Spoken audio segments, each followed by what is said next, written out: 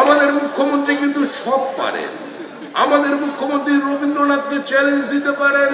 আমাদের মুখ্যমন্ত্রী রবীন্দ্রনাথের স্বপ্নের বিশ্ববিদ্যালয় বিশ্বভারতীর সামনে বিশ্ব বাংলা বিশ্ববিদ্যালয় তৈরি করে দিতে পারেন। আমাদের মুখ্যমন্ত্রী গীত বিতানের সামনে কবিতা বিতান দাঁড় করিয়ে দিতে পারেন।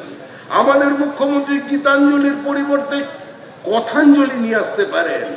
জগন্নাথ দেব অনেকক্ষণ বিচার বিবেচনা করে দেখলেন এর সঙ্গে পড়া যাবে না, ফলে আমি যাই। জগন্নাথ দেব শেষ পর্যন্ত এলেন, বললেন যে হ্যাঁ ঠিক আছে আমি যাচ্ছি।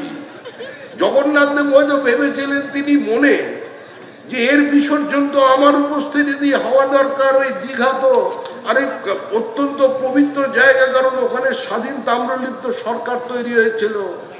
দেশপ্রাণ বীরেন শাসমলের জমি, মাতঙ্গিনীর জমি, বিদ্যাসাগরের জমি, ক্ষুদিরামের মাটি, ওখানে নয় বিসর্জনটা হোক। মুখ্যমন্ত্রী কি করলেন? মুখ্যমন্ত্রী চলে গেলেন শিল্পের জন্য যে জমি অধিগ্রহিত ছিল সেখানে এখন তার দুর্গা মন্দির তৈরি হবে। প্রত্যেকটা ক্ষেত্রে দুর্নীতিকে আর তৃণমূল কংগ্রেসকে সমার্থক শব্দ বানিয়ে দেওয়া হয়েছিল। কিন্তু এবার তো জগন্নাথের সঙ্গে প্রতারণা করে ওখানে আবার গুঁতো, ধর্মনিরপেক্ষ মানুষের গুঁতোয় এখন শিল্পের জন্য যে জমি নেওয়া হয়েছে ওখানেও একটা কালচারাল হেরিটেজ সেন্টার তৈরি হবে। হয়ে যাওয়ার পরেই দেবী দুর্গার মূর্তি ওখানে প্রতিষ্ঠিত হবে।